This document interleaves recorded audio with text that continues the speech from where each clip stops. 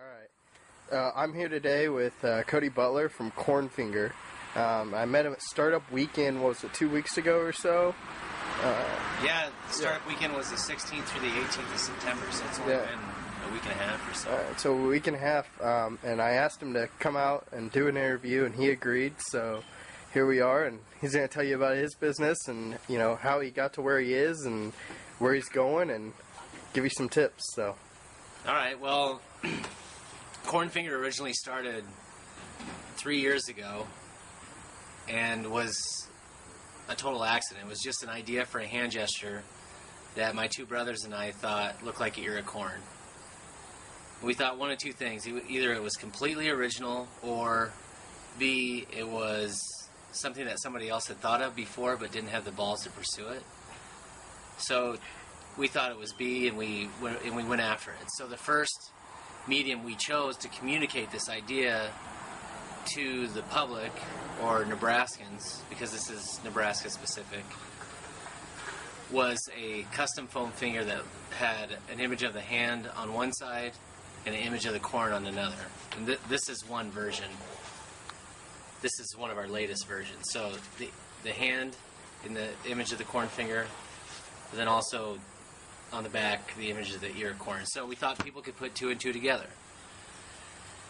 Anyway, there was a tremendous amount of traction. Maybe not tremendous, but you know, $30,000 in revenue. I don't know. I think I've counted 30 plus news stories, whether it's on television, print, or radio. I've done features on CornFinger.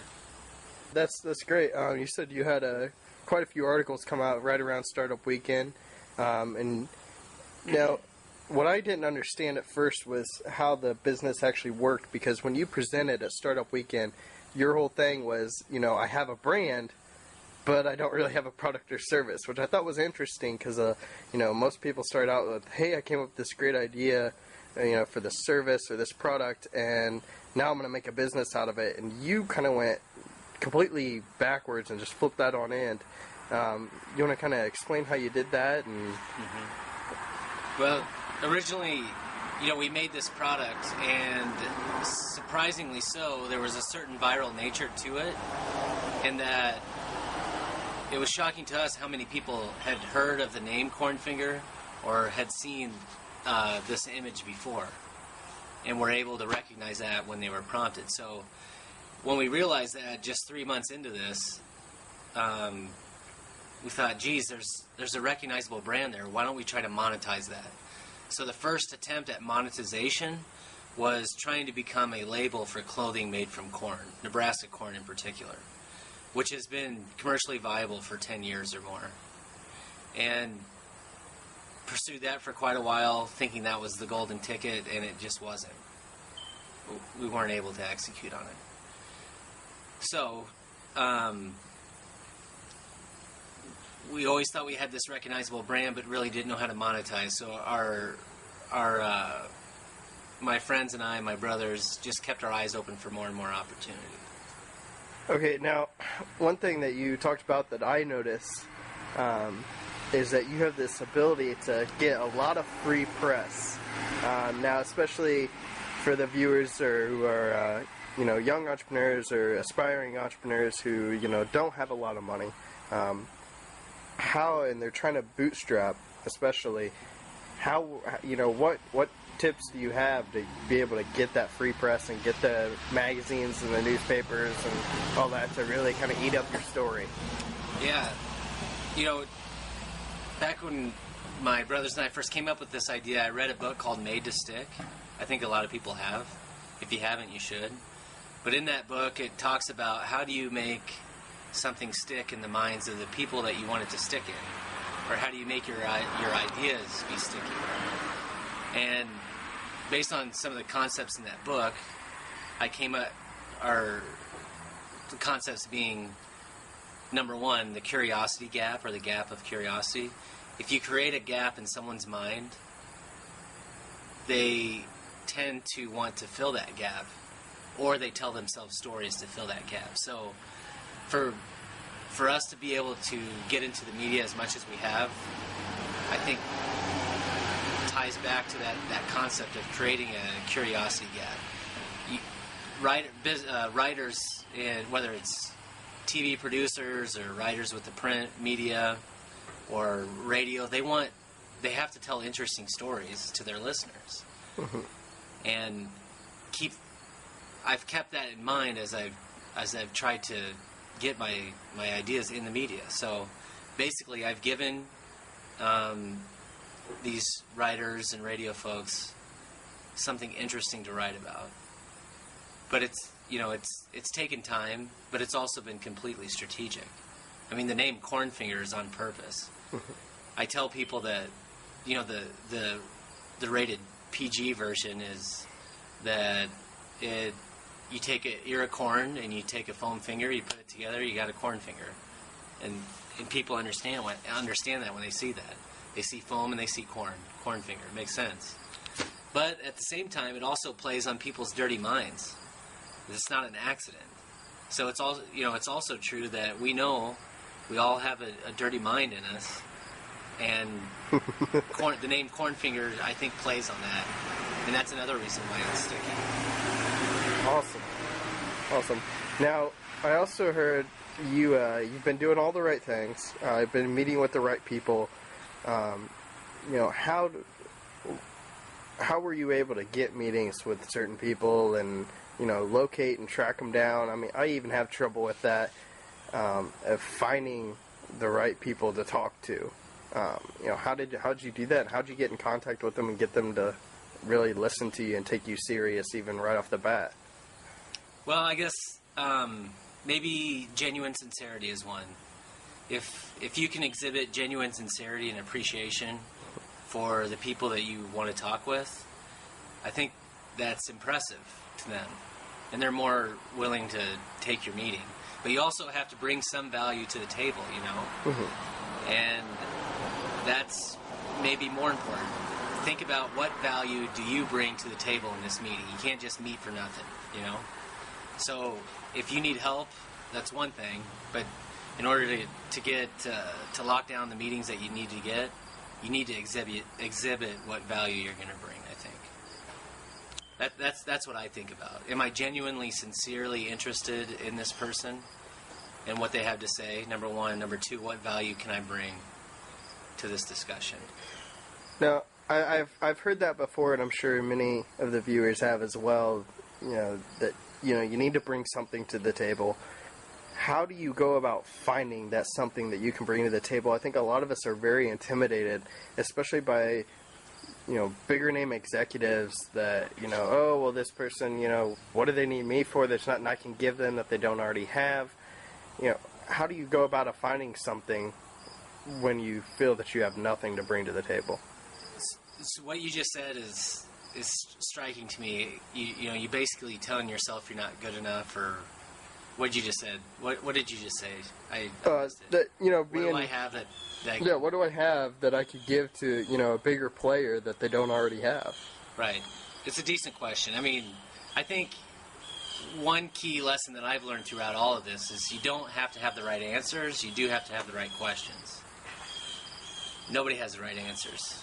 And if I would have had the right answer as to how I could monetize this from the beginning, I would have never started, But I had the right question. How do I make this how do I not only make money on it, but how do I make it in a way that benefits the state of Nebraska, its people and its farmers, et cetera, et cetera.